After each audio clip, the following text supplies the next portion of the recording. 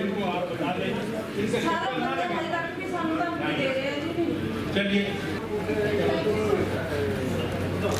नमस्कार जी, मैं निर्मल सिंह मंडल अध्यक्ष भाजपा रानिया। भाई बाकी लोग बैठ जाइए, ऐसे नहीं, वो कुछ बिल्कुल में अव्यवस्था नहीं होनी चाहिए। खिलाफ एक FIR करवाई मेरे पूरे परिवार ने, मेरे 2 भतीजे नाबालिग और 2 पोतरे नाबालिग, उन्हें फैसल करे। आप जी की बहुत मेहरबानी। इरिगेशन कल ये मामला संज्ञान में है, एसडीओ ने रिपोर्ट की है कि खाने के बारे में कहा था, वो मौके में मौजूद है, वही उन्होंने रिपोर्ट किया। नगर जिम्मेदार कोई भी खाना तो बना लेगा अपना, उस पर पर्चा दर्ज होना तो गलत है।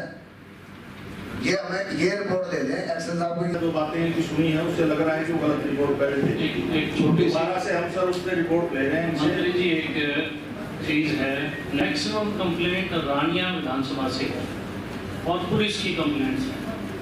हालात रानिया के ये हैं कि भाजपा के कोई भी कार्यकर्ता है उस पर दबाव। इस सारे केस की इंक्वायरी इरिगेशन का तो करेगा SC साहब है क्या? नहीं भाई, और अब ये इंक्वायरी आप करेंगे।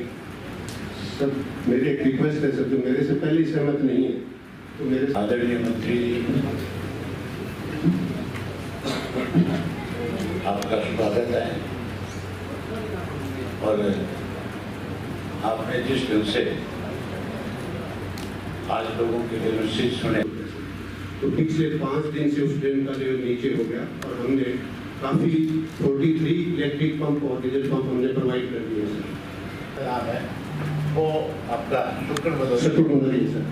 एक मोटर है उस सर गाँव के लोगों को 1 मिनट ऐसे सर, देखो जो सही बात है उसको सही करो। संज्ञान में लेकर पूरा किया है। और जो 2-4 पंप अगर खराब हैं वो भी सकते हैं, कोई बात। मेरे करीब 12 गांव में जो है बारिश की वजह से पानी खड़ा है और पानी भी कुछ गांव ऐसे हैं जिनमें 100% फसल बर्बाद होगी उसकी वजह से, और कुछ गांव ऐसे भी हैं जिनमें हम आगे ये उम्मीद नहीं कर सकते कि अगली गेहूं की फसल भी हो जाएगी क्या। इसलिए आज मैंने प्रोग्राम तो बनाया हुआ था मेरी कॉन्स्टिट्यूंसी के विलेज टूर का, लोगों की समस्याएं सुनने का, और 25 तारीख को चौधरी देवीलाल जी की जयंती पे इनवाइट करने का। लेकिन मुझे पता लगा कि ग्रीवेंसेस की मीटिंग है, तो मैंने अपना टूर प्रोग्राम बीच में पोस्टपोन करके मीटिंग में आया और मैंने मिनिस्टर जो ग्रीवेंसेस कमेटी के चेयरमैन हैं कमल गुप्ता जी, उनके सामने उन गांव के लोगों की समस्याओं को विस्तार से रखा और उनको बताया कि प्रशासन की जिम्मेवारी बनती थी कि उसमें से पानी निकासी के लिए कोई रास्ता निकालता। लेकिन हैरानी की बात यह थी कि अब तो बारिश को गए हुए भी काफ़ी दिन हो गए थे, उसके बावजूद कोई अच्छा संज्ञान से उस पर काम नहीं किया गया। आज मुझे आश्वस्त किया गया कि हम 30 तारीख तक सारा का सारा पानी निकाल देंगे। मैंने कहा भी 30 तक भी अगर आपसे कोई दिक्कत हो तो आप 5 तारीख तक निकाल दो, कम से कम अगली फसल की तो किसान तैयारी करे। आगे बचा क्या है, सितंबर और अक्टूबर 2 महीने हैं। अगर वो पानी सितंबर में ज़मीन इस लायक नहीं होगी कि उसकी बुआई की जाए तो फिर गेहूँ की बिजाई नहीं कर सकेगा किसान। अब उन्होंने आश्वासन दिया है और मंत्री जी ने बहुत कॉन्फिडेंस के साथ ये कहा है कि अब मेरी जिम्मेवारी है, मैं करवा के दूंगा। अगर मंत्री जी प्रशासन से ये सारा काम करवाएंगे तो मैं अगली मीटिंग में इनका आभार व्यक्त भी करूंगा। नीतीश जी आएंगे 27 या 28 तारीख में दिल्ली, मेरी उनसे फ़ोन पे बात हुई है, मैंने उनको बधाई दी थी और मैंने इनविटेशन के लिए उनसे कहा था कि मैं पटना आकर के आपको इनवाइट करना चाहता हूँ। उन्होंने मुझे कहा कि मैं हमेशा चौधरी साहब के जन्मदिवस पे आता रहा और आप नहीं आए मेरे को इनवाइट करने के लिए। मैं दिल्ली आऊँगा और मैं स्वयं चौटाला साहब से मिलूँगा। वो जब दिल्ली आएंगे 27-28 में तो चौटाला साहब से मिलेंगे। चौटाला साहब उनको जब इनवाइट करेंगे तो मैं समझता हूँ कि वो भी आएंगे। और भी अनेक ऐसे नेता हैं जैसे फारूक अब्दुल्ला साहब हैं, सरदार प्रकाश सिंह बादल हैं और कुछ साथी हमारे ऐसे हैं जो हमेशा चौधरी साहब के जन्मदिवस पर आते रहे।